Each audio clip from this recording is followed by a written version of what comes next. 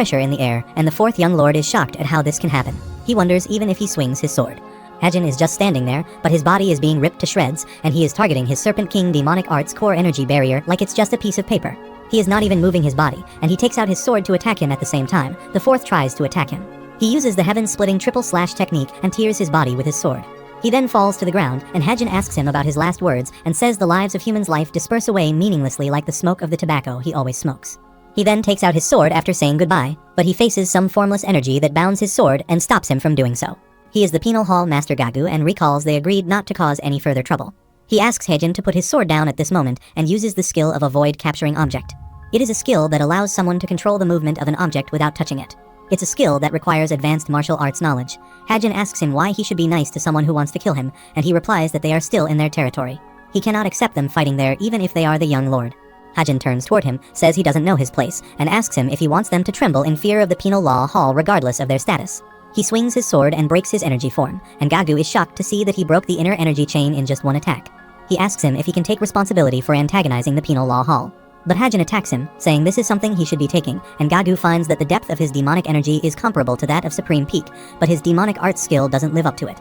However, his skills are different, and his speed and movements are on par with his. Hajin uses the second form of the nine-fold resilient calamity blade technique. He throws an attack toward Gagu while he is trying to dodge him, but the energy of his blade is far hotter than he expected. Soon, there is a vast destruction, and if he had reached just a bit slower, he would have been burned to ashes. He has used too much inner energy. If Hajin uses a more vital demonic art next, he won't survive. However, Hajin gets silent, and Gagu wonders why there isn't another attack, because someone as skilled as him wouldn't miss this chance. But he wasn't his target from the start, while he was rushing toward the fourth lord to attack him. He tries to stop him, but Hajin doesn't listen to him and penetrates his sword through his body. He exclaims he has thought about it and thinks the fourth lord should also lose everything she has. There is a famous proverb, an eye for an eye and a tooth for a tooth. Similarly, a Kai blockage for a Kai blockage, so he also makes him suffer from Kai blockage. He has destroyed the core of the poison that was above his energy core, and his muscles have gotten small and weak. This is because he maintained his muscles through mystical arts instead of training his body. That is the limitation of having raised his martial prowess with only illusions, and he won't die right away, but he will be bedridden for several years. Even if he tries to recover, he will have to start his martial arts from the very beginning, and he will send him some medicine and acupuncture needles. Meanwhile, some black guards appear there and ask the hall master if he is hurt anywhere. Hajin surrenders and says they can arrest him. After some time, they take him to jail, and he asks the hall master if he won't ask him anything. He exclaims that his wrists are hurting and asks him to free him because he will not run away. The hall master replies that he is currently imprisoned, which means he is a criminal, so he can't comply with that request. He states that he means it when he says things would get complicated, and Hajin asks him to act like the penal law hall master who doesn't want any conflict within the cult. He exclaims that there won't be any conflict now and says there needs to be more than one person for conflict to arise, but the fourth young lord is now incapacitated. He breaks the chain off his neck and hands easily and asks him why he is saying things will be difficult for now. Gagu is shocked to see that he broke the prohibited sea iron so quickly, and Hajin says if he hadn't respected him, he would have run out of there before he even got these handcuffs on him. He thinks he has done everything he can to be patient, considering his status as the third young master, and Gagu asks him what he will do if he doesn't release him.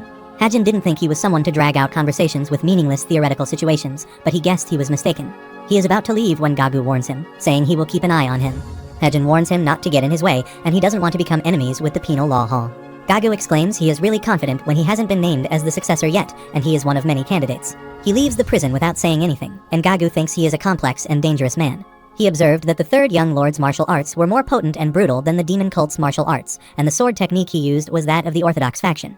After some time, he eats a lot of food and demands more food, while the squad leader and Dongpul ask him to slow down since no one will steal food from him.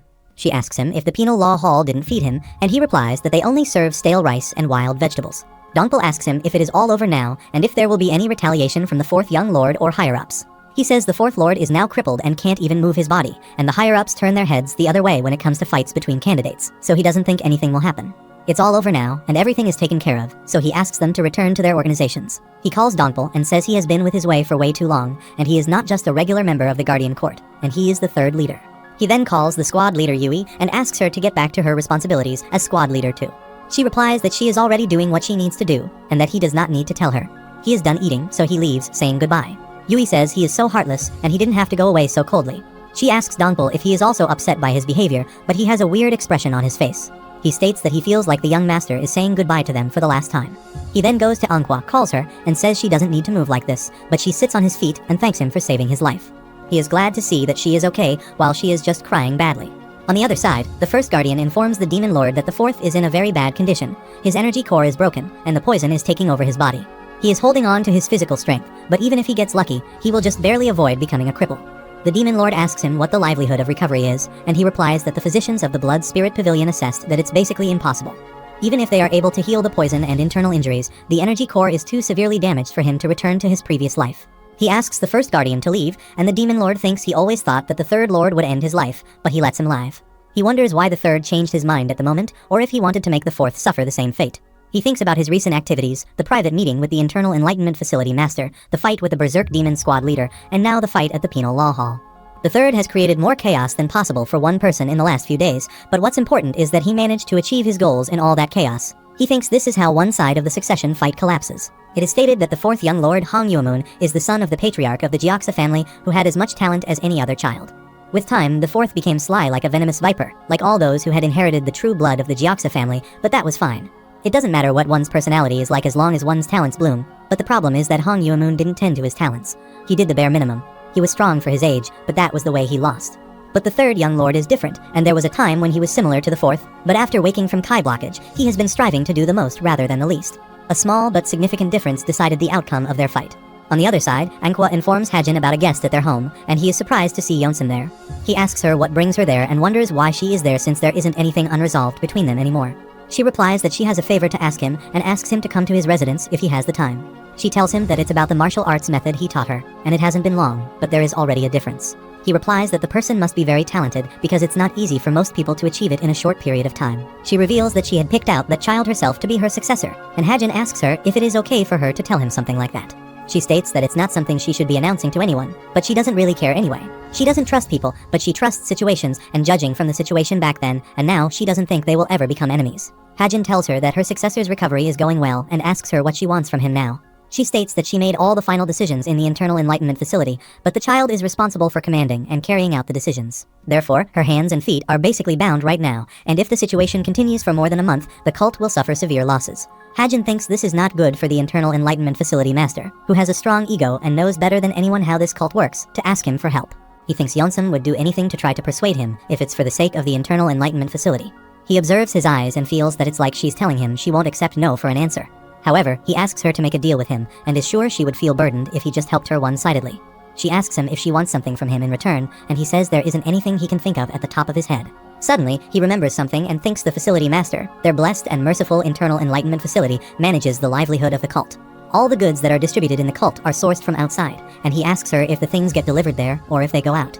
She replies that they go out for essential items, and some people will leave the cult after 2 weeks. He grabs her hand excitedly and says he will ensure the recovery of her successor in 2 weeks, and she has to let him escape the demon cult. On the other side, Dongpo meditates and thinks about what the third young lord said earlier, and thinks he is right because he gets so used to being with the young master that he almost neglects his work. He decided to get it together and was sure he would see the young master again. Meanwhile, a guard appears there and informs him that the first leader wants to see him. He goes to see him, and he tells him that he is swamped so that he will get straight to the point, and the escort of the demon army commander is in 3 days. His duties have been changed, and he is aware that the Internal Enlightenment Facility sends members of their cult out every 3 months to deliver essential goods. He gives him a page and says this month happens to be that month, and he asks the first guardian if he is supposed to escort the cult members in charge of the delivery. Things in the cult have been quite chaotic with the upcoming Mara festival, and he doesn't think anything would happen, but considering the situation, they can't let them go on their own. The festival is in 2 weeks, and the essential details are all written on there, and asks him to burn the page after he memorizes its contents. Dongpo promises him to accomplish his duties successfully.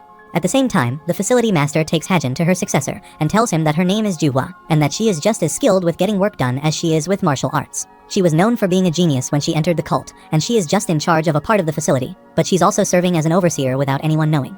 The Internal Enlightenment Facility came to a standstill after this child fell into this state, and this just goes to show how many responsibilities she had, and how good she was at handling them. Hajin is surprised to see that she looks around his age, but she's already overseeing an organization as big as the Internal Enlightenment Facility. Moreover, Juhua has deciphered the boundless technique within just a few days and utilized it enough to see improvement. He takes a look at her condition first and releases his demonic energy, while Yeonsun is surprised to see his amazing demonic energy. He's only using a bit of it, but the quality of the energy is excellent, and Hajin finds out that it's easy to conform her boundless technique with his because she's already learned it partially. Now, if he just removes the toxic energy, he starts taking it out through the blood. 10 days later, and 1 day before the 2 weeks, she wakes up. But Yonism is shocked to hear his demand that he wants her to sneak him out into the delivery squad without the cult leader knowing. She asks him to realize his ridiculous request, but he replies he doesn't know about that. But he does remember that she said she didn't want this to be a favor but a transaction. She gets worried and asks him to end things with a favor, but he replies that the ship has already sailed. She gets angry and uses abusive language, and he is surprised to see that she also says things like that. He asks her why he should work so hard to treat her successor, but she shouts at him and refuses his demand. She asks him if he wants to deceive the cult leader, and she will pretend that she didn't hear him, and he replies that it is not misleading the cult leader. He states that the cult leader has no interest in his disciples in the first place, and he just reigns over them. She tells him that the cult leader isn't the only problem. If someone hears that a successor candidate sneaked into the delivery squad, others will be suspicious of the internal enlightenment facility. Hejin says he knows he has the power to crush the rumors like that, and she agrees that she has that kind of power. She tells him that is a very different matter from political retaliation or covering up malicious rumors. If things go wrong, the other organizations in the cult will try to interfere with the candidates too, destabilizing the divine cult. He asks her if she isn't worried about what someone would request from her after they help her bring a person back from the dead. He doesn't want to discuss the value of life anymore, and he doesn't like to feel like he is guilt-tripping her or anything. Yeonsam thinks she doesn't have a choice now, and they made a deal with the life of a precious child at stake, so she should keep her end of the bargain. However, it will take her some time to think of a way, and she is already stressed that the child wants to lead the delivery squad when she's not even fully well yet.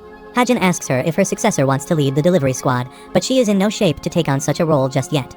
After some time, he goes to her room and says she is strong enough to be moving around like that. She asks him who he is, and Hajin asks her to think of him as something like a physician. She asks him about his identity, and he replies that he is someone who helped her get out of the Kai blockage. She realizes that she is the person who gave the martial arts technique and thanks him for his favor. Hajin asks her how she can believe him when they have never met each other, and she replies that an internal enlightenment facility is a place where suspicious people can just enter. Hajin observes that she is quick to judge the situation, and he hears that she is tenacious but flexible. He appreciates her and says that with some enlivening of the core energy and half a day of warming up, she should be fine making the trip. Meanwhile, Yeonsam enters the room, and he tells her she is in a better condition than she anticipated and won't have to worry as long as she's with him. Yeonsam is shocked and asks him how she can travel when she barely got out of bed rest and if she were to pass out again. Juhwa calls her and says the commandment of the delivery squad is her main duty, and she has no idea how anxious she was the last 6 months because she couldn't fulfill that duty. She requests that she go with the delivery squad. After some time, they are finally leaving, and it has been almost a year since he woke up in the body of the third young lord of the heavenly demon divine cult. After what feels like a decade, he finally gets to breathe in the air outside. If he does well, he might succeed in escaping forever, and their destination is somewhere near Jiangxi. There are 2 safety houses in Jiangxi made for assassins, and they are both quite far from the neighboring areas of the Guangdong province, but with his current abilities, he will be able to get there if he runs for 3 days without rest. Meanwhile, Juhwa apologizes for being rude to him, not knowing he is the third young lord. Hajin apologizes, asks her not to think about it, and says he should apologize to her for entering her room like that. She also thanks him for his help, and if it weren't for him, she would have never gotten out of Kai blockage herself. He replies that he just happened to know the method, and the one who saved her using that method was the facility master. Suddenly, he feels very familiar and heavy energy from his surroundings, and he wonders who this person can be.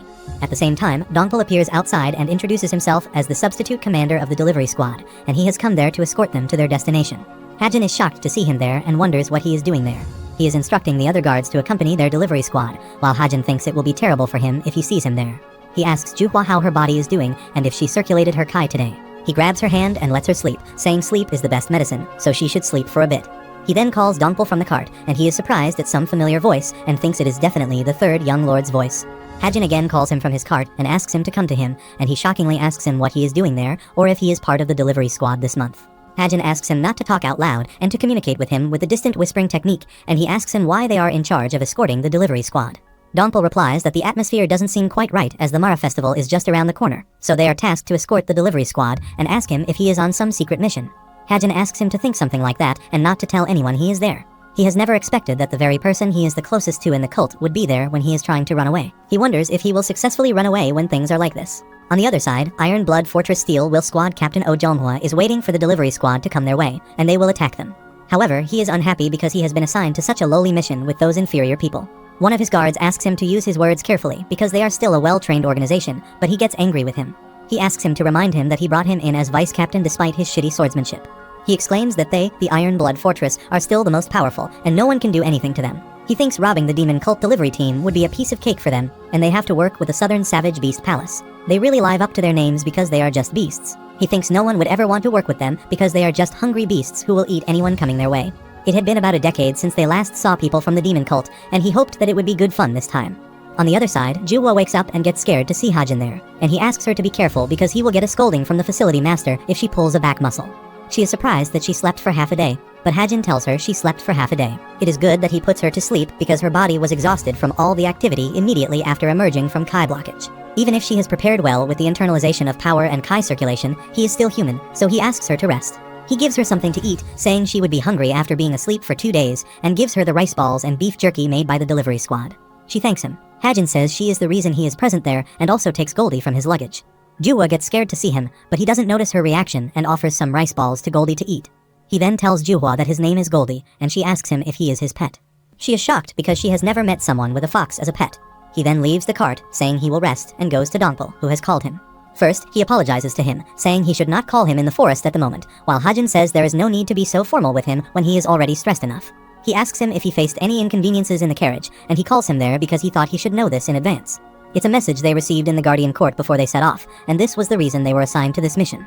Hajin is shocked to read the message and asks him if it is true. At the same time, a first elder told a man that the world is filled with depravity, but they already knew that, and the weather was rather cold, but the further south they went, the warmer it got. The north is cold for sure, and even though this fabric isn't meant to be worn, the carpets from the west should be helpful. The elder asks him how his life is in Jiangxi, and he replies that the land there has always been good, but that's not all there is to life, and times have been hard. He tells the elder about the demon cult's festival, and to the demon cult, the Mara festival is the greatest event. He heard that they had been all over the place collecting valuables. However, things have been chaotic because of those robbers. The elder exclaims that he has enough experience in managing a sect, but since the alliance is a new environment for him, he will look for a suitable position for him.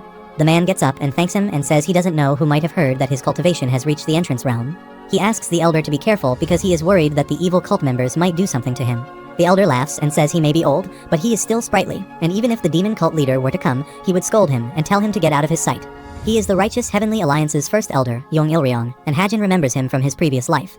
In his past life, he asked him how it is being the Alliance leader's hunting dog these days. He called him so impressive that he was doing such work at that age, and he replied that his work was nothing compared to the effort he put in trying to steal the Alliance leader's position.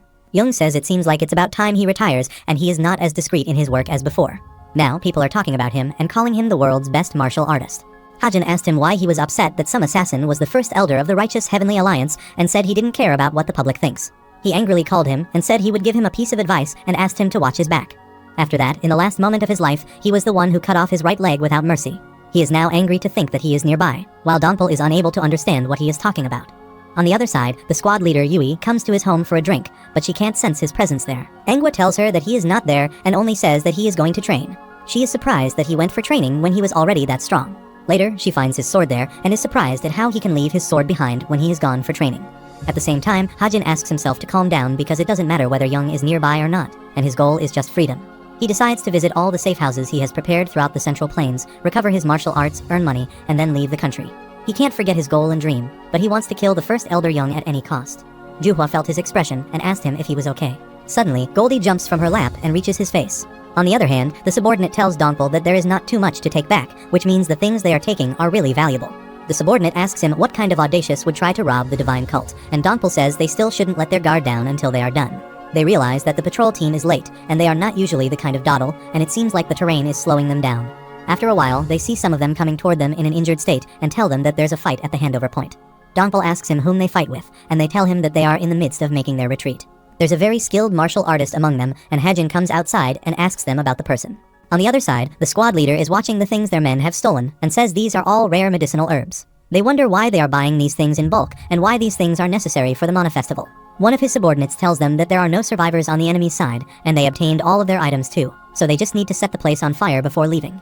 There are 3 with minor injuries on their side, and none are severely injured or dead. He gets angry with them and asks how strong the enemy was that their people took minor injuries. He reveals that they have led about 4 or 5 people on purpose, and he orders him to get those men to load the things up. Meanwhile, one of the injured guards is still alive, and he exclaims that he is quite determined.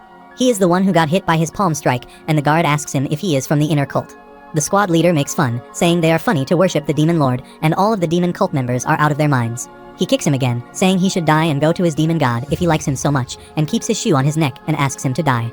He challenges him, saying if their demon god really exists, then he should come to save them. Meanwhile, a huge man appears behind him and says he needs to feed the kids. He asks him to tell his subordinates to bring something. The squad leader asks him why he obeys his orders, and he replies that he was told that his squad will be responsible for feeding them. The squad leader asks him to keep his promise. The squad leader shouts at him and says he should think of all the things they have already eaten, and the man replies that they are just making a request that they need more food. He angrily leaves, saying beasts like them need to be fed at all times, and asks them to feed on the demon cult guys, saying he will provide more corpses for them soon enough. He thinks he will bury all of them beasts once they are done with this. After some time, Hajin and the other squad reach there, and they are shocked to see that they have destroyed the building to erase any traces that might have been left behind. Juhwa observes that it's a bit hastily done, and she feels like they could have done a better job if they wanted to get rid of their traces. She says this sloppy work is either a trap, or they must have run to a very good hiding place where they won't be able to find them, and she asks Donkle to send out a message to the nearest branch. She needs some time to think things over, so she orders the captain to take care of the corpses. She thinks it's too late to wait for orders from the higher-ups, and in this case, it would be better to take of things first and then make a report. Their cult has a strong influence in Jiangxi, and they will be able to track the enemy down even if they don't hurry. Donkle asks her to rest since she has only recently recovered from Kai blockage, and she replies that she has recovered most of her martial arts because of her physician.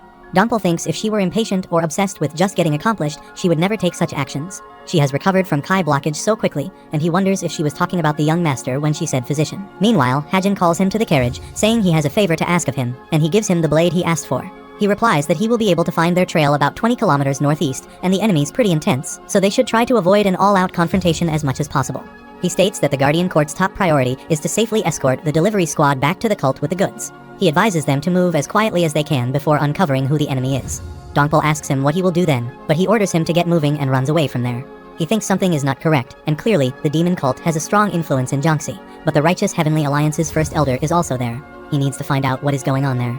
At the same time, the beasts are feeding on the corpses, and the squad leader exclaims they are all greedy and asks him about the men when he is coming. Meanwhile, the first Elder Young appears there and asks if they are waiting for him. He greets them with the Steel Will squad captain and says it has been a while, and he asks him what took him so long till they are there. Elder Young states that he had some business to tend to, and he is not that late though, so he doesn't need to be mad at him. He turns towards the beasts and asks them if they are the renowned beasts, and the captain says it has been really annoying because of them. Elder Young goes to their leader and asks him about his name, and he tells them his name is Yul Yang. He is the beloved disciple of the Beast Palace Master, and unlike the martial arts of the Central Plains, the martial arts of the palace are rather bizarre. It is said that as soon as the opponent lets their guard down, even an expert martial artist can be defeated. Elder Young says his potential Kai energy and even most peak realm martial artists of the Central Plains won't be able to endure 10 attacks from him. The captain doesn't like this and asks Elder Young why he is being so nice to that savage.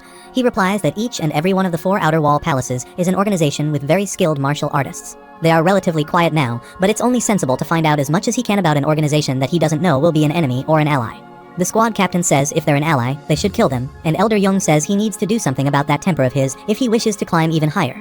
But he says he will live his life on his own, and he can die if he has a problem with this. Elder Young asks him if he has brought the promised item, and he replies that it isn't a personal request, but one from the higher-ups, and it's a critical mission. He gives him a bad which contains a stone in it, the Jade of Calamity. The captain asks him what it is that he went so far to obtain it, and he replies with a proverb that one man's trash is another's treasure. However, this wraps up their transaction, and the captain says he thought he would stay to have a few drinks. The Elder Young says he also loves to stay and chat like the old days, but he is rather busy. The captain asks him to take this chance to enter the Steel Blood Fortress, and the Elder Young asks him if he is suggesting he join the fortress. The captain asks him what is wrong with him joining the fortress, and it's only natural to convert a talented person to their organization. The Elder Young thanks him for saying that, and asks him if he is even in the position to offer him something like that since he is just a squad captain. The squad captain gets embarrassed and says he didn't need to say something like that, and is about to say something when Elder Young stabs his hand in his chest. He repeats his saying that if there's an ally, they work together, they need just to kill them. He asks the squad captain to figure out who his enemies and allies are and fix his shitty personality of his in the afterworld. He kills the squad captain while his men rush to help him. The Elder Young asks how many minions did he bring there. He calls Yul Yang and asks him if he is willing to have another meal for his beasts, and he agrees happily, saying he can't say no to this. At the same time, some people are packing some luggage in a village, and one of them asks another about when the first elder will be coming. He replies that he went somewhere quite far from there and will be there for about half a day. The guard again asks if it is okay for him to have gone somewhere so far on his own, and they suppose that he went to take bribes again. They are near the demon cult's base, and for him to travel alone without an escort is dangerous. The man states that the first elder went to pay respects to his mother's grave, and that is what they must say if the Alliance were to ask the reason they stayed in Jiangxi. They are all dependent on the first elder, so they need to be careful not to leak any stories about him, and if anything goes wrong with the first elder, and if anything goes wrong with him, it'll be a problem for them too. Suddenly, they look towards the woods and find something strange about the woods. They are just observing the situation when Hajin appears from nowhere and destroys everything. He reaches them in no time and jumps upon them to attack. There is a huge explosion of demonic Kai there, and grabs one of the men about the first elder. He starts crying and says he only hears that he's going to visit his mother's grave, but Hajin shouts at him and says he will kill him if he doesn't tell him the truth. He wonders why the first elder of the Righteous Heavenly Alliance leaves his escorts behind, and he has come there to kill young Ilryung before leaving. At the very least, he wants to take his leg, and thinking about him makes him feel an ache in his right leg that was cut off in his past life. He then leaves the village looking for him and thinks he will definitely kill him. On the other side, Elder Young has killed all the people of Steel Blood Fortress and says Yule, and has made a wise choice allying with him instead of the Steel Blood Fortress, and anyone would choose to ally with a side that treats them better. He then asks him about the Palace Master, and he replies that the medicine he brought them has had some effect, and he thinks he will soon be up and running again. He then asks him about the thing he received from the squad captain, and the Elder Young replies it's the Jade of Calamity. He says he doesn't need to know, and all he needs to know is that it's a treasure that will be useful in his work. He asks him if he will use it on the righteous Heavenly Alliance leader, but he asks him to stay quiet. He then talks about the wolves he has brought, that they have a great appetite and are the beasts that can win against swordsmen. He is seeing all kinds of occult studies that he has never heard of, and Yule says the Great Beast King technique isn't some kind of occult study. It teaches beasts to learn how to internalize power as humans do, and he means that they can understand his orders from the movements of his hand. He states that he and the Blood Squad are connected through their spirits and upper energy cores, so they understand even the most detailed of orders. Elder Young says he was always curious whether something like that was possible when he heard that he worked with beasts. He thinks that if he uses these guys to his advantage, then he can take the position of the leader of the righteous Heavenly Alliance. Suddenly, one of the wolves howls, and Yule tells him that it seems like the Blood Wolf Squad leader smelled members of the demon cult. He doesn't know the exact numbers, but it seems like there are about 100, and Elder Young asks him if they have tasted the blood of demon cult members before. He replies that they have ambushed them nearby, and they missed a few, but it wasn't a bad meal. The Elder Young knew they would be out and about because of the Mara festival that's coming up and asked how they are compared to the Blood Wolf Squad. He replies that there are a lot of them, and there are some very strong ones among them too. The Elder Young asks him to show him how good his Blood Wolf Squad is, and Yule exclaims they will all die before sunset. At the same time, Donpel comes toward this side and asks everyone to stop, and he asks them if they feel the same as him. It's not demonic energy, but it's very violent. Juhwa also feels something and says the smell is inhuman, and they also feel the intense smell of blood. Donpel is sure that a lot of people must have died, and in the meantime, Yule reaches them with his wolf squad. He asks him about who he is and wonders if they were the ones who attacked the delivery squad earlier, but he doesn't reply to them and orders them to rip them apart. All the wolves rush upon them to attack, and Donpel orders his men to spread out. Juhwa also spreads her demonic energy and asks everyone to watch out. The wolves attack the guards and bite them badly, and Donpel is shocked to see the wolves bigger than cows and wonders where such monsters came from. He tries to attack them, but their skin is like steel, and he can slice through boulders easily with just his inner energy, but all he can do is merely leave scratches on them. Even if he wants to try to imbue his sword with his kai, the wolves are moving too fast for him to do that. Just purely attacking won't do anything, and one of the wolves rushes toward him to attack. Juhwa appears there and asks him to stand back, uses her moonlight demonic arts, and attacks the wolf. She then asks the delivery squad to stay on the inside, so that they don't get in the way of the Guardian Court members. She tells him that they should retreat because this is not a fair fight for them. These aren't the regular wolves, and at this rate, they will all be killed, and the Guardian Court will protect the delivery squad from the wolves. Donpel orders the Guardian Court's third squad to use the spinning formation, and they will spin around endlessly at high speed to make the wolves dizzy. They will stop them from getting anywhere near them, and Elder Young explains that it is interesting to see this, and says he doesn't even seem to have much combat experience. He has set up a defense formation, and uses the features of that formation to his advantage to attack the wolves. They wonder if the Blood Squad will be okay, and he knows that formation can only stall for time, but they won't be able to get close like that. Yule says it's fine, and they can easily break an amateur formation like that because they don't know yet how terrifying the Blood Wolf Squad can be. They will see how long they can hold up against the wolves. In the meantime, Hajin finds the first Elder Young and says this is the place where he is. They are impressed by Donpel's skills that he has set up a defense formation and used its features to his advantage to attack the wolves. Juhwa is attacking them, but is shocked to see that the wolves are predicting his attacks, and Donpel rushes toward her, saying it's getting dangerous. He uses his skill to return to the heavens, kills 2 wolves in just one attack, and asks Juhwa to stick closer to the formation. She is amazed by his sword aura, which is quite powerful, but it's getting dangerous because he looks way too tired. His last attack consumed so much of his inner energy, and the demonic energy has gotten rough, and his breathing is unstable. He wonders what he should do now because everyone is getting tired, and just defending themselves won't cut it. He orders everyone to open the formation and asks everyone to run in, and he asks everyone to run as fast as they can toward their branch. The Elder Young says they have made a boring choice and exclaims that they are doing much better than he expected, and the wolves have taken quite some injuries too. Even if they are injured and exhausted, they are still demon cult members, and if they let them return to the cult, there will be consequences. He asks Yule what he will do now, and if he will show them the terror of the Southern Savage Beast Palace's successor. First, he watches Donpel fighting, and then jumps from the mountain to attack him. He collapses at his full speed, and everyone shouts the third leader. Juhwa also rushes to help him and freezes Yule's hand. But he smiles and says this king of martial arts is child's play, and she is shocked to see that his martial arts were so easily broken. She then kicks her badly and says it's time for pain, and Elder Young says it seems the demon cult has downgraded. She twisted her body just in time to avoid being hit at her crucial point, but he grabbed her by the hair and asked other guards to listen to her closely. If they don't want to watch their leader get eaten alive, they better not even dream of running away. He calls his Blood Wolf Squad to stop standing by, and more than 10 of them were killed by these insects, and they killed quite a lot of his wolves. However, he exclaims that he can just raise more of them, but he is not so nice that he can just move one from the fact that he spent a lot of time and effort raising those wolves. The subordinate squad captain asks him to let go of her this instant, but he orders his wolf squad leader to attack and kill him. Donpal asks the captain to move, but before that, a wolf attacks his head and kills him. Yule smiles and says it has a lovely sound and asks Juhua to watch closely as her subordinate gets eaten alive. Suddenly, Donpal attacks him from behind through his sword aura, but he dodges his attack and wonders if he still has some strength left in him for this kind of technique. Donpal thinks that was the last attack he could blow, but Yule hits him to the ground badly and says he is quite determined. Donpal thinks his destruction power is enough to overpower first-rate martial arts with just external arts, and they will all die if they don't get away. Yule drags him to the ground at a great distance, and everyone is shocked to see the third leader dying in front of them. Yule calls his wolf squad and says it's mealtime for them, while Juhua asks everyone to run away and alert the cult on what's happening there. Yule says there is a portion of food everywhere for them and asks them to eat as much as they want.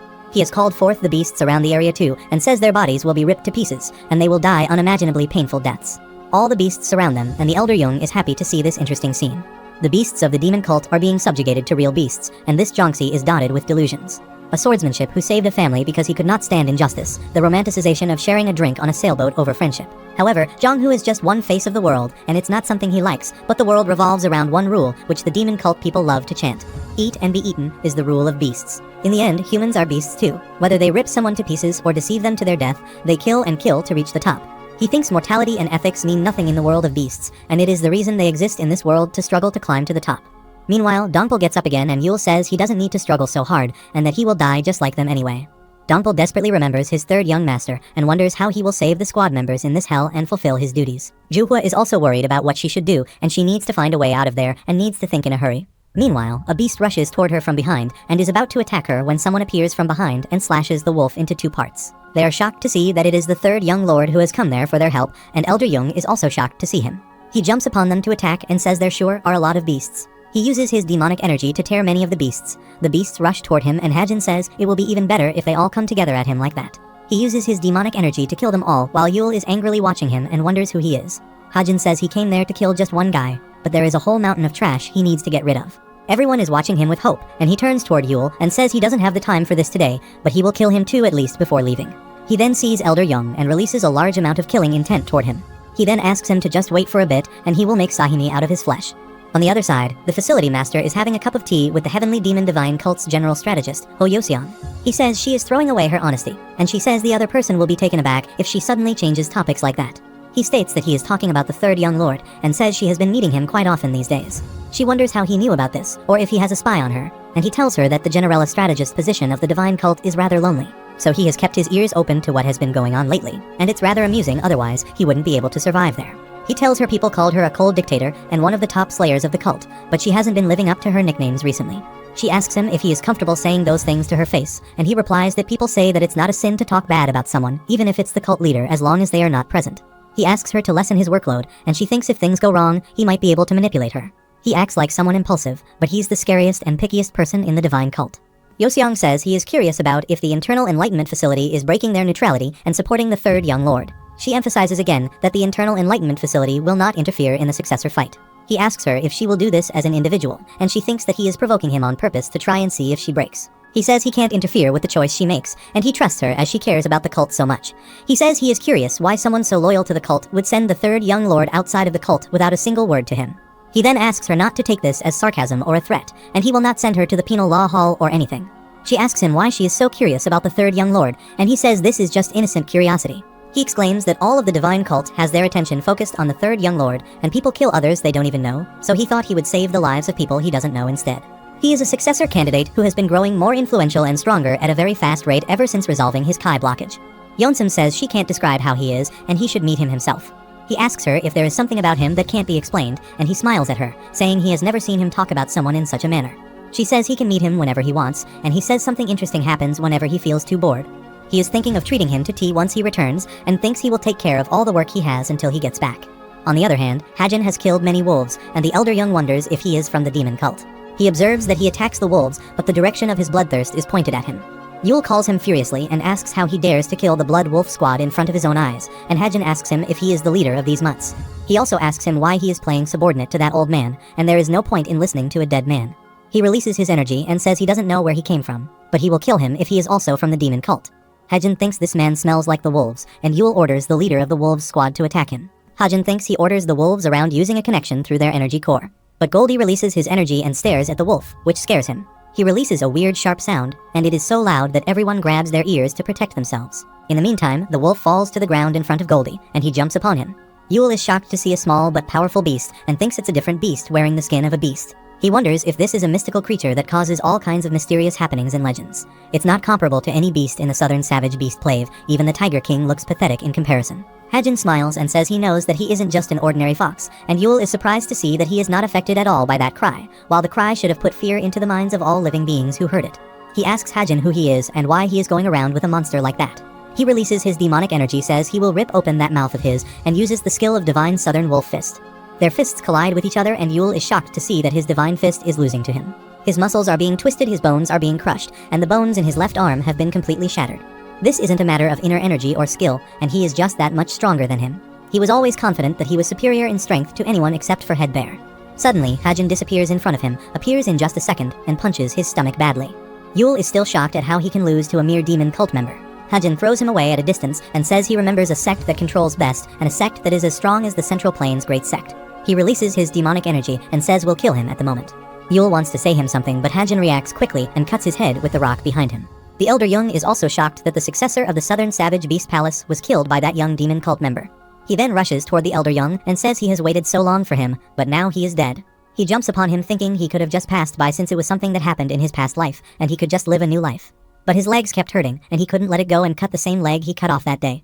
He attacks him, but the Elder Jung reacts in time and dodges his attack, and is shocked to see the killing intent in his eyes. He wonders from where a demi-demon like him comes from and says he seems to be misunderstanding something. The ones that attacked his people were that group of beasts over there, and they were all unrelated to him. They have dealt with those wolves, so this fight is now meaningless, and he will be frank, although the powerful triad may be antagonizing each other, that is to a certain extent political territory. He asks him if there is a need to fight to the death needlessly there, and asks him to stop there and put away his sword. Hajin smiles and says people really don't change, and his wicked tongue is still the same. He asks him if he is scared to fight in a battle for the first time in a while. The Elder Jung is surprised and says they have never met before. He asks him if they know each other. Hajin smiles and says if he thinks they simply know each other. He releases his demonic energy and disappears in front of him. He thinks the speed of the dispersing traces is too fast and blocks his attack at the same time he reaches him. However, he is facing a problem in dodging the attack because Hajin is so powerful, and Hajin says if he died from one swing, he would feel far too disappointed. The Elder Jung steps back and says the demon cult has created another obscene demon, and thinks he is stronger than he expected, but he can't just lose to a young man like him. He uses his sword to attack him, and Hajin thinks his body's aerodynamics are lower than his, so he receives internal injuries from an attack like this. His hidden move is white funeral swordsmanship, and he thinks the white sword dance may seem beautiful. The hidden blood third is as deadly as a poisonous snake's fangs, and now he will use his hidden technique to blow his attack. He uses his ninefold resilient calamity blade technique in the third form and 8 cold hell's bloody lotus filler with cold air, and prepares an attack toward the Elder Jung.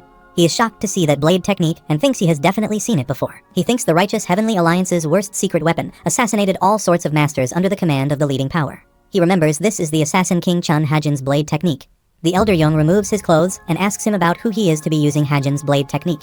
Hajin asks him if he remembers who he is actually now. At the same time, Dongpo and Juhua rescue their luggage and restore everything they have lost. He then gives Juhua the life-sustaining pill, and she is surprised that he is giving her such a precious thing when his injuries are severe too. He replies that he can get more when he returns, but she needs to circulate her Kai.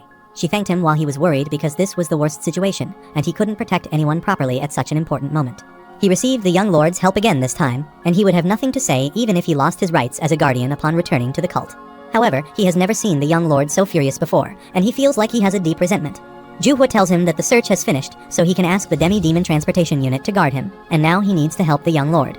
Dongpo says the third young lord doesn't need his help, but she says it's only right for all demons to help the young lord, and not just him publicly. He is someone who shouldn't be there. She tells him that the only person who can help the young lord is him. In the meantime, Goldie comes to him and wants to say something, but Dongpo doesn't understand what he is talking about. Goldie starts running toward a side and Dongpo follows him. Conversely, the Elder Jung thinks he definitely killed him properly, and he cut off his legs and beheaded him more cruelly and miserably than anyone. He wonders if Hajin raises a successor without anyone knowing, but this doesn't make sense because this boy is a demon. He asks him for one last time and asks him about who he actually is, and Hajin replies if he is that curious, then he can find with his sword. The Elder Jung unleashes his White Lotus Kai and uses the technique of white funeral swordsmanship, and when power and acuity are lacking, the overflowing inner power will pitch in for power, and the enlightenment will revive acuity. The Elder Jung thinks he even has the sword White Crane Sword, and this is not a body that will lose to a demi-demon. Hajin smiles and thinks with his level of enlightenment, and asks him if he thinks the white funeral swordsmanship will work on him before or now. He brings out the demonic energy and wants to rip him apart, and releases his dark shadow demonic art in the second stage. The elder Young is shocked to see that much level of power, and Hajin destroys his white funeral swordsmanship with a single slash of a heavy blade. The elder Young wonders if this young man's enlightenment is superior to his. He again rushes toward him to attack, but his movements are getting slower, and he feels like he has fallen into water, and his arms or legs are heavy, and it's hard to breathe. His senses are fine, but his body is slow, while that boy stays still, and he wonders if his demonic arts shatter. Hajin now has clear eyes, and he wonders if he got rid of his bloodthirst, and his energy burst was just so great that he was disillusioned into believing the world had become slow. Suddenly, there is a huge destruction, and the elder Young falls to the ground. He shouts at Hajin and asks him if he knows who he is, and says he is the first elder of righteous heavenly alliance. Hajin jumps upon him and attacks him with his sword, but the elder Young blocks it with his sword. Soon, a crack appeared in the white crane sword, while Hajin's large blade was enveloped with atrocious demonic energy that allowed it to crash down with force to sever a mountain. He thinks Hajin must be barely over 20, so how can he be this superhumanly strong? Hajin asks him if he knows why he brought such a brutishly large sword, because he knows well that when they are on a similar stage, his white funeral swordsmanship is especially weak to heavy blades. Moreover, if he was stronger than him in enlightenment, then he would be nothing in front of him. Suddenly, Hajin scatters his body in all directions, and elder Young is unable to find his direction. In an instant, he appears from behind, cuts his ponytail, and says if he is an executioner of the righteous heavenly alliance, then he should know about Hajin's footwork. He exclaims that after he changes routes from martial arts to politics, and hasn't actually fought in so long, he has gotten rusty, and 1 year ago, he used the inescapable net formation as an ambush, but that was no fight. He asks him if he thinks he can push Dam Sweung and take the role of righteous heavenly alliance leader with that level of talent, and elder Young asks him if he is really Hajin. He says that he hasn't known who he has been looking for since earlier, but if he wants to know about his identity, then they will start with his leg. He jumps upon him and cuts his right leg. Elder Young falls to the ground and cries in pain, and Hajin thinks he made the wrong judgment. Elder Young thinks this boy is the first person to injure him this severely since he joined the Righteous Heavenly Alliance when he started practicing martial arts. He shouldn't have gotten into a fight with him from the beginning, and thinks he needs to run if he wants to live. But suddenly, he is shocked to see that his condition has changed, and he releases a large amount of blood because he doesn't have enough demonic energy. The demonic vision higher heaven and earth gateway he forcibly opened is trying to close again, and if he keeps moving around like this, the little remaining demonic energy will go upstream, putting him into Kai blockage. He needs to find a way to refill the demonic energy and use primordial energy to continue the fight. The elder Young observes that he has suddenly gotten pale, and his breathing is rougher. He is certain that he has used up most of his inner energy, and observes that his demonic martial arts aren't complete yet. The only reason he managed to push him into such a tight corner was due to his usual martial arts technique. He thinks he can now win against him because he is in a higher realm, and it doesn't make sense for a kid from the demonic cult to be in a higher realm than him. He wants to use this chance to overpower him with one ultimate attack. He rushes toward him saying his good time has gone, but Hajin reacts in time and slashes him into 2 parts. Hajin says this is the reason he should have left him alone, and thinks freedom was the enmity and earnestness that pushed him through hell in his past life. He doesn't need any of that right now, but he just wanted to kill him. At this moment, he has taken his revenge and killed his enemy, but he wants to kill him several times more, and the rage and resentment won't subside. Meanwhile, Goldie and Donkpol reach him, but he has collapsed till then. Later, it is revealed that in the internal enlightenment facility, there are a total of 5 casualties, and the 3rd squad of the Guardian Court suffered 22 deaths, and in total the count is 27 dead. Juhua apologizes to the facility master and feels herself responsible for this, but she says the ones who are at fault are the people who attacked them. She has accomplished her mission, and what she needs isn't punishment but comfort, and asks her to go and eat something. She thinks the 3rd young lord has recovered Juhua's martial arts by more than half in just 10 days, and he's eliminated all the monsters that massacred 80 demonic cult members on his own. She thinks the 3rd young lord is a scary man, and she will have to meet him again soon. At the same time, Donkpol goes to see the 1st leader and apologizes to him for not being able to protect his people. He replies that he wouldn't even put him in that position if he thought he wasn't qualified. He decides to visit the families of the deceased himself, but Donkpol says he will do this because they are his squad members. The 1st leader gives him the report he wrote for the Guardian Court Master and asks Donkpol not to concern himself over this issue too much. He is the one who was in charge of this mission, so he needs to take responsibility. He says protecting someone is the same as saying he is going to die for their sake, and that is the essence of what they do. However, he needs to take some responsibility as the leader of the squad, so he will punish him in place of the court master. He will be relieved of his duties at the Guardian Court until his punishment is complete. He declares that the 3rd leader, Donkpol, is placed on indefinite suspension and issued him a secret order, and he will not be reinstated as the 3rd leader until this directive is fully executed. Donkpol thinks this suspension is hurting him, but he wouldn't be surprised even if he were expelled. The 1st leader states that from this point onward, Donkpol will act as the 3rd young lord's personal guard. He exclaims that this isn't something he should wish for as someone inferior to the 3rd young lord, and asks him to learn lots from him before coming back. On the other side, Hajin wakes up in his room and is shocked to see that he is back again.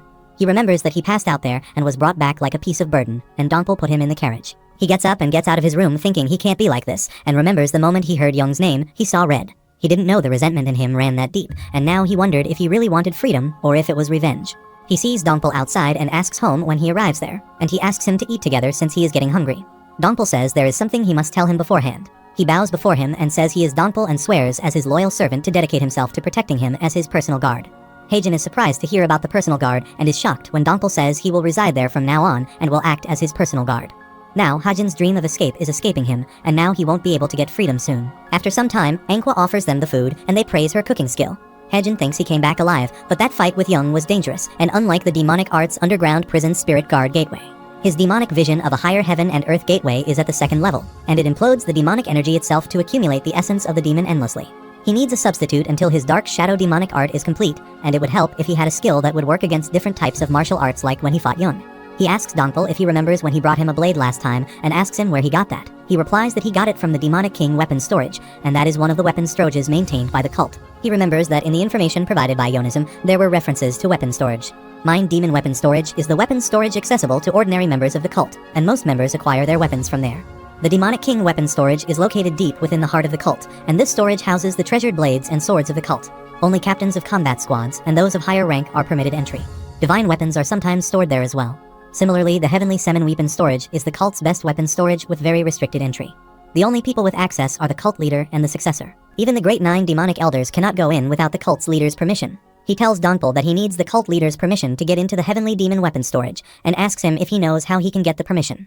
Dongpul tells him that each of the cult leader's disciples is granted a single opportunity to enter the storage of the Heavenly Demon Weapon. Haejin is shocked to think that he already went in there during the time he can't recall, and he can't go in anymore. He thinks he should have given up on that. Suddenly, someone knocks at the door, and it is the squad leader who has brought food for drink. He asks her if she doesn't work because she comes there quite often, and she says she pushed aside work to come there. He asks her to come again at a later time because he has somewhere he needs to be. She asks him where he is going, and he asks her if she wants to keep tabs on him. He then tells her that he is going to the weapon storage, but someone enters there and asks him if he should go to the Heavenly Demon Weapon Storage instead. The general strategist enters the house and says it has been 7 years since they last met. He asks him to offer him a cup of tea, and he won't stay there for too long. He asks him if he's going to the weapon storage, and asks him to have a cup of tea with him before he goes. Haejin says he doesn't know who he is. This isn't a tea house, and he is in the wrong place. Dongpul calls him and informs him that he is the general strategist, and he is shocked to hear this. He explains that it has been a while since they met each other, but it hurts that he doesn't recognize him. He remembers this person is the second in command in the divine cult, the general strategist Ho Yoseon. He asks him why he is going to the Demonic King weapon storage instead of the Heavenly Demon weapon storage when he has already been there before. He says it seems like the sword he got last time isn't serving him anymore, and Haejin says that is why he is going to the weapon storage. Yoseong says he heard that he is using quite the fancy blade technique usually, and asks him if he is changing his main weapon of choice. Haejin wonders why he is suddenly interviewing him, and is sure that he has come there for something. He then asks him if he wants his help to get into the Heavenly Demon weapon storage. Haejin asks if it is possible for him to get into the Heavenly Demon storage. Yoseong asks why he would lie about something he can verify immediately, and Haejin asks him if he wants something in return. Yoseong says it's a shame but life is about exchanges, and he seems to have a similar experience too. Haejin asks him about his price, and he asks him to let him have him for today. He just wants to talk and have a drink in the evening, and Haejin thinks he has some kind of scheme in his mind. After that, he goes inside to change his clothes and asks Dongpul to go see the Internal Enlightenment Facility Master, and asks him if she met him while he was gone. If they did meet, then he has to ask her what they talked about, and if she said anything about him. He thinks the general strategist Yoseong is different from anyone he has met in the divine cult, and his words seem lighthearted, but they all carry meaning. He remembers what he said earlier, and thinks he appeared as soon as he recovered after coming back to the divine cult. He comes outside thinking he is sure he met the Internal Facility Master, and must know that he went outside too. He just wants to avoid him right now, and the reason for that is, the moment he saw his face, his instincts urged him to avoid him. Yoseong looks toward him and asks if he is ready, and Haejin thinks his Net 6 power technique reacts so intensely just from seeing him, there must be something he doesn't know. However, they start walking, and he recounts an unbelievable story about going to enjoy nature on his first vacation, and getting robbed by bandits instead. His words oscillate between lie and truth, and Haejin thinks he is very skilled at concealing his true self. Haejin says he is the really brave one there, and Yoseong says he earned a vacation to get out, but he sneaked out. Haejin thinks he already knows that, and asks him not to go running off to the Demon Lord about this, and Yoseong says he is admitting too quickly. Haejin asks why he would lie when he already knows the truth, and asks him about the real reason he came to see him. Yoseong replies he can't just help himself when it comes to his curiosities, and says they still have quite a way to go until the Heavenly Demon weapon storage. Haejin says he has no choice but to stop, and it must be true that he went on that trip on his own. He doesn't feel the presence of any escort warriors. He takes out his sword, says the atmosphere is just way too off, and asks him if he is ready to have his head go flying. Yoseong replies he didn't expect this turn of events, while Haejin is at the point that a predictable plot is no fun. Yesong asks him to tell him at least a reason why he is doing this, but Hajin counter-questioned him why he is doing this. He doesn't know the real reason, but he is not there out of curiosity or goodwill, and Yesong asks him if he will threaten him to try and find out. Hajin says this is not just a simple threat, but he is fully prepared to kill him. Yesong exclaims if he kills him there, then he won't be able to escape the consequences of that even if he is the third young lord. He asks him to put his sword back, and this can be considered treason, and says he will count to 3. He can feel the determination in his blade, and he might actually die, while Hajin asks him for one last time why he came to visit him. He also threatens him saying he will kill him if he says he came out of curiosity, and also puts a cut on his neck. Yesong asks him how he knew about this, but Hajin says he shouldn't respond to a question with a question, and he has already told him that was his last chance. They made a deal and Yosong asks him to tell how he knew he had other intentions. Hajin replies it was just his intuition, and has quite the sixth sense, and he already knows that the world doesn't function logically. When his logic and emotions clash, he acts out his emotions to lead him to so that he won't have any regrets at the very least. Yoseong is surprised to hear these kinds of words from the third young lord, and remembers the time when he asked the demon lord why he was making him the general strategist when he had not even seen his skills. He replies that it was just his sixth sense, and asks him to keep one thing in mind: the world doesn't run only based on logic. Smart people like him forget this often, but they need to work on their intuition. He told him that logic may get him the answer to the present, but intuition gets his answer to the future. After hearing those words, he bowed down to him, and didn't even bow down when he met the imperial prince. But he couldn't help but bow down to the demon lord. Unlike the prince who had just given him orders, he had taught him a lesson. Now he tells Hajin that if he doesn't know the answers to something, then he should ask someone else, maybe they'll know the answer. Hajin asks him what he meant by this statement, and Yoseong says he wanted to see how he would react if he put him in an awkward situation. For example, to have him enter the weapon storage, and then say that he actually doesn't have the right to send anyone in there. Hajin says that he would have put him in there, and then claimed that he entered without permission. If that were to happen, even the demon lord's disciples wouldn't be able to avoid disciplinary action. Trespassing in a restricted area like that is a heavy crime and calls him a wicked person. Yeseong says he is often called a psycho by many people. Hajin asks him to split their ways, but he asks him about the heavenly demon storage and drinks with him. Hajin says he is not going to get drinks with someone who is going to send him to prison just for the sake of satisfying his own curiosity, and he doesn't need to go to the heavenly demon weapons storage anyway. Yoseong says he thought he would be a man of his word, and he pulled all-nighters the last few nights for this day, but Hajin asks why he should care about that. Yoseong tells him that he knows already that he sent an escort warrior to the internal enlightenment facility master, and he guesses that it was to warn her. Hajin thinks if he knows that, then he is more than just a nuisance. He gets sad and says the internal facility master doesn't trust him anymore, and asks him to be a bit nicer to him. He blames Hajin, saying he has ruined the only relationship he had in the divine cult, and he has no other friends there. Hajin agrees to have a drink with him, and Yoseong says they will stop by the weapons storage first. After some time, he is shocked to see Hajin with so many blades and weapons, and asks him if he didn't come there just for one sword. Hajin says he took him in there once, not to take just one thing, and Yoseong has nothing to tell him. He thinks he doesn't truly know someone until he meets them in person, and the internal enlightenment facility master was right about that. He thinks the third young lord looks like some old martial artist who has been through hell and back has possessed his body.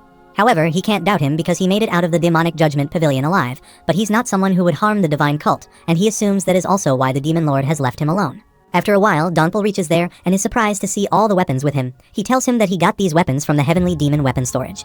He is surprised to see the Seven Knights blade, and its official name is the Dark Demon Flaming Night Blade. The blade is known for its rather plain look, but carries a subtle, bloodthirsty energy.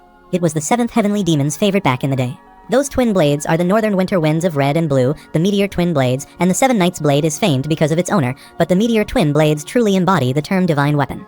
The unique thing about the meteor twin blades is that they are not demonic weapons, and that's why even the martial artists of the Orthodox faction cover them.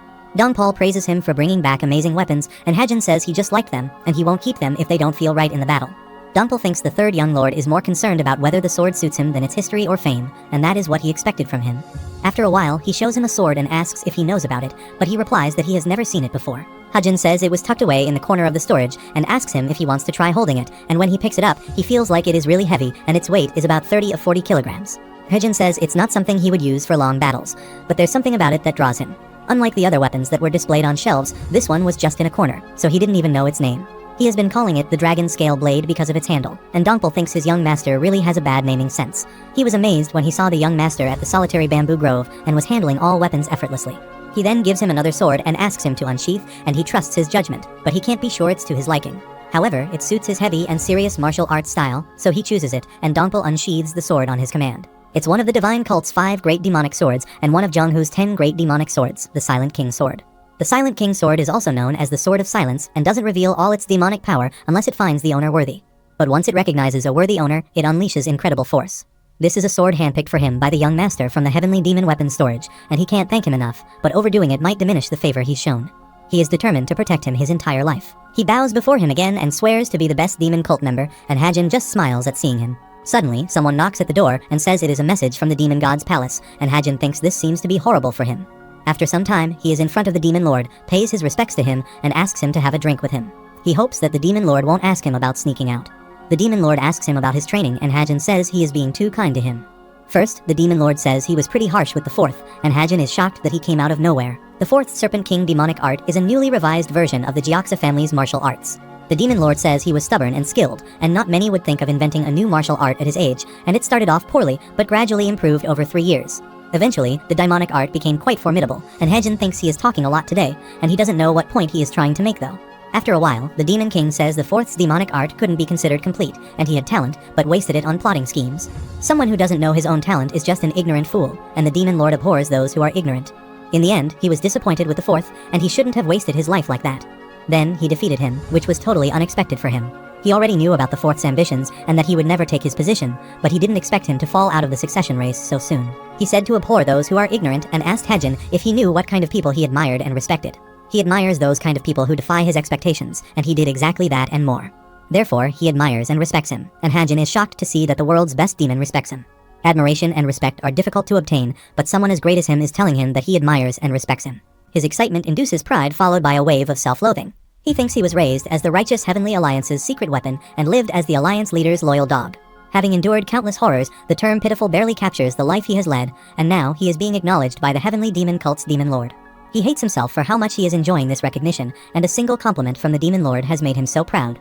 He has dreamt of freedom his whole life, but at this rate, he wonders if he will ever be able to free. However, recognition from someone of his stature is something any martial artist would take pride in, and he thinks he shouldn't be so hard on himself for feeling this way. He thinks emotions are real, and in the end, even these unwanted emotions are a part of him. The Demon Lord observes something again, and says he has done something against his expectations again. He seems to hate the fact that he was excited, but he accepted it as a part of himself immediately after. He tells him that he is growing and changing every moment, and that is why he is great. Hajin didn't expect him to say that. The Demon Lord told him about the general strategist who visited him last night, and told him that he went into the Heavenly Demon Weapons storage. He asked him if he had tried out the sword he liked, but Hajin said he hadn't tried it yet. The Demon Lord says the Seven Knights is savage, the meteor is sharp, and he has good eyes. He would have been disappointed if he had chosen some relic without considering its suitability for him, and Hajin is shocked to see that he brought the weapons from the entrance with his sheer will. He wonders how much stronger the Demon Lord is, and he tells him that all these swords are a reward for him. He asks him to pick one he likes, and his gaze seems to offer and ask for something at the same time. He intends to teach him something, and Hajin observes awareness, and becomes understanding as soon as he grasps his intent. His instinct to attack surges. He grabs one of the swords and releases his demonic energy, and there is a huge destruction there. He wonders if his attack worked against him, but the Demon Lord stays still, and there isn't even a scratch on his body. Considering the traces on the ground, this ultimate attack was perfect, and he neither dodged nor blocked, and he wondered how he was perfectly fine. The Demon Lord says he is impressed by his attack, but he asked him to teach him something not to attack him. He thinks he pinpointed the exact moment he would be vulnerable, and he wonders if this is an insight, or if he was born with this. It was an instinct driving towards death like that of a beast. The Demon Lord says he has a question. He was about to launch a hand art attack after his ultimate strike, and he asked him why he stopped.